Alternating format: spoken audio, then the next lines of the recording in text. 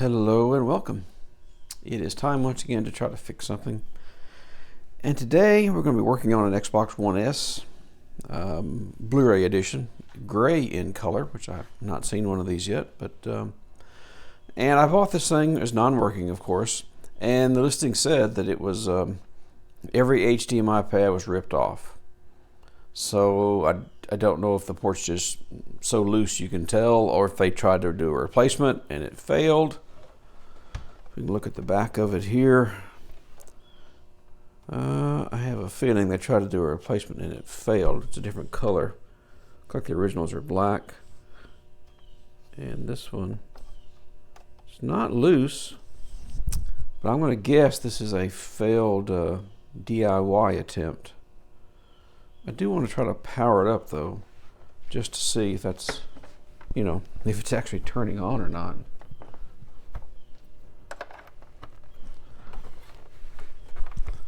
See if it makes an attempt. It does.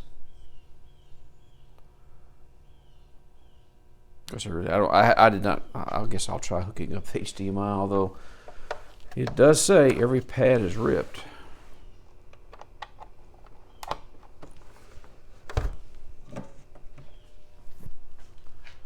I don't know why they would lie about that.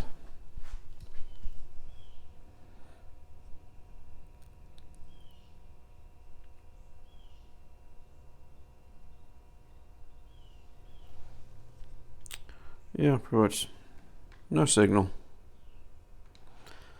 So that's to be expected. But it does turn on and stays on, so that's a plus. So let's get it apart, get it on the workbench, and see if we can find out just how bad the carnage is on this one. Of course, I'm expecting it to be bad, but that's how I bought it. So it's on me if I'm not happy with it. We are inside at the workbench and getting our first look at this port. Let me switch to the microscope, but you can see it right there.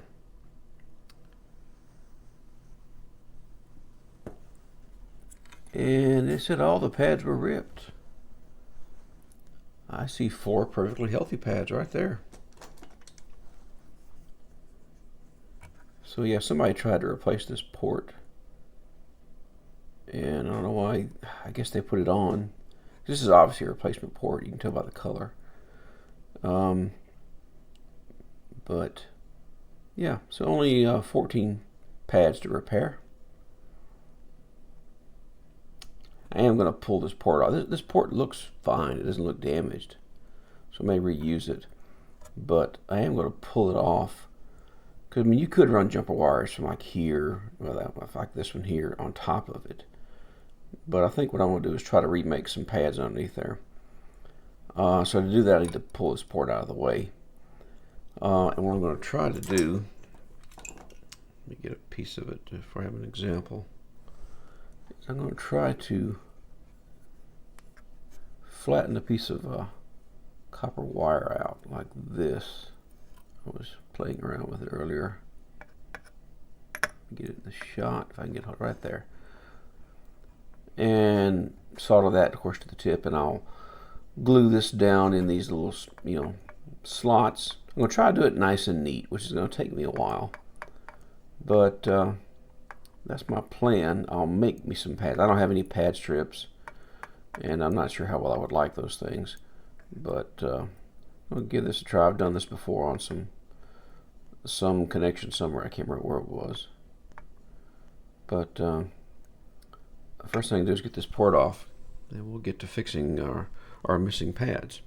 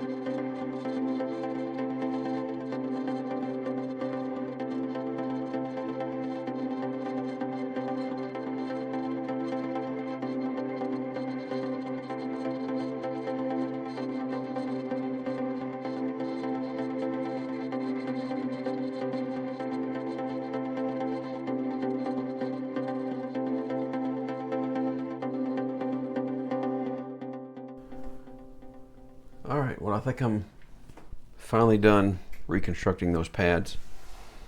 And yeah, the timestamp in the corner is going to show, a lot of different days, because I had to work on this just in my spare time, working around my normal working job hours. So it took me a few days off and on work, but I can do that because it's a hobby. But before I put a port on, I would like to confirm that I can get like a diode reading on every one of these pads before I go through the trouble of soldering a port on there. So let's do that right quick. Like, we'll start with pin 1. Okay, 2 should be grounded. It is. 3 looks good. 4 is grounded. I'm sorry, I missed one. That's 4. That's 5 is grounded. 6, 7, 8 is grounded. 9, 10, 11 is grounded. 12, 13. We're not going to worry about 14. It's not used. 15. 15. Okay, could be a problem there. 16's good. 17's grounded. 18, 19. Now 15, let me confirm. 15 goes down to, I'll make sure it's in the frame. 19, 18, 17. This is 15 coming right down to here to this point. And I do have a reading there, so I've got a problem there I've got to fix. I'm glad I checked, because we definitely have a reading there, but not up here. 19, 18, 17, 16, 15. Well, I'll be. I thought I checked that right after I put that pad down.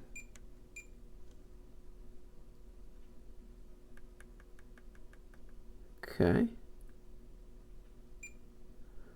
So I have a reading there, but we're definitely not making contact. Okay.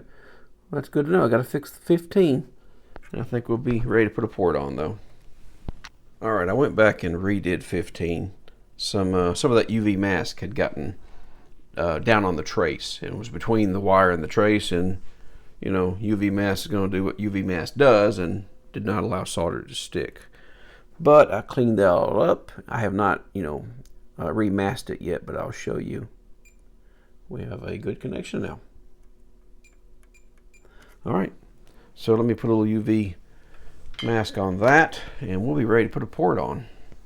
All right, I am just about ready to put this port on, but I've got to do something about another problem here. If you can see, one of our mounting eyelets here is totally gone. And I think the one over here, the ring is gone on the upper side. This is the bottom of the board. On the top side, the ring is gone, but this one, the bottom side is good here.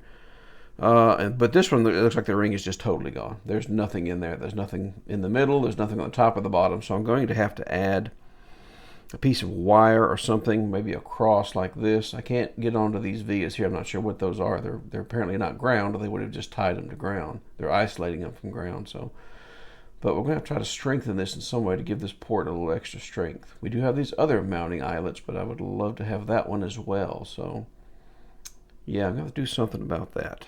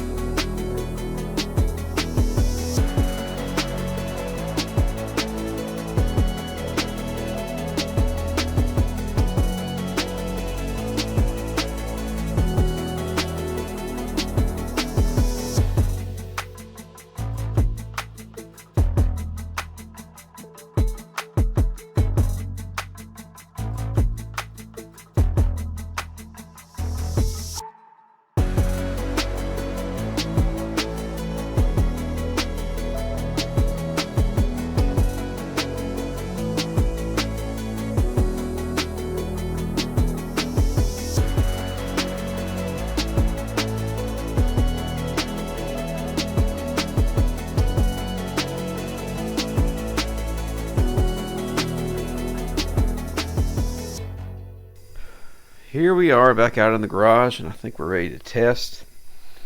The port went on pretty good, but I did when I had it down, it had a slight wiggle to it that I didn't like. I did add a top brace, a piece of wire across some top side legs, and maybe somebody could explain to me why one leg is shorter than the other on these ports.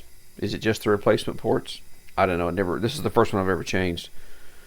But anyway, so physical mounting, was a problem, but I think I've got it where it's as secure as I can get it, given that some of the legs were ripped out. Hard drive, Blu-ray drive, power supply, fan. We got some fresh thermal paste under there. And she turned on before, so surely she'll turn on now. Let's find out. Nope. What did I not do? What am I missing? This fan plugged in, this power supply plugged in all the way. What am I missing? Eject. We're dead. What the hell? Alright, for some reason I have plus 12, but I no longer have plus 5 or 1.8, I believe it is. So something is shorted somewhere. Have I gotten a splash of solder somewhere? A piece of a jumper wire?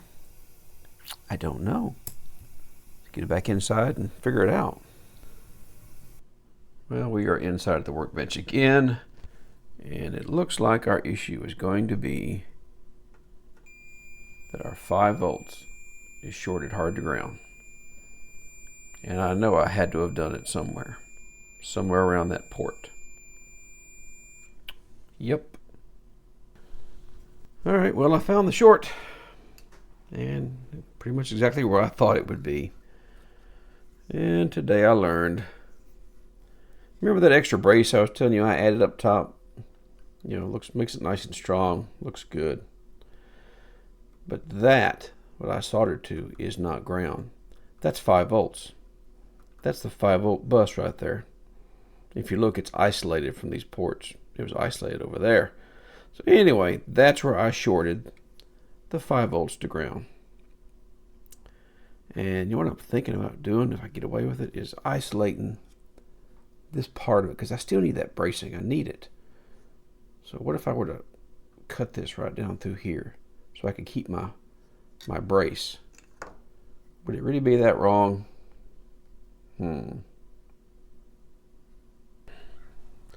Alright, here we are again out in the garage. And yeah, I should not have placed that wire across there for bracing, because that did short the 5 volts to ground. Whoever designed this and ran 5 volts right below the grounded connector is an idiot, I think. But what do I know? So I did go back though. I really wanted some support in that corner, so I pushed a wire through from the other side and then soldered it to the top side of the connector, and then laid it over and soldered it down. So I'm just trying to give some support to this pin over here, this corner. It needed it. So we are ready to try this out again. Let's see what's going to happen this time.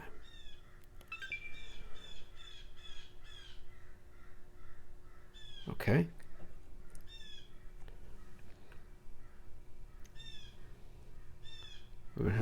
We have video. Excellent. Excellent, excellent, excellent. Well, that was a long road to get there, but I learned something. Yeah, don't ground the 5 volts. But yeah, this one's ready to go, I think. I think that support's about as strong as I can make it, I mean, with the damage it had. But I hope that was somewhat entertaining or educational or humorous, whatever. If it was, please give me a thumbs up, and I will see you in the very next repair. So long for now.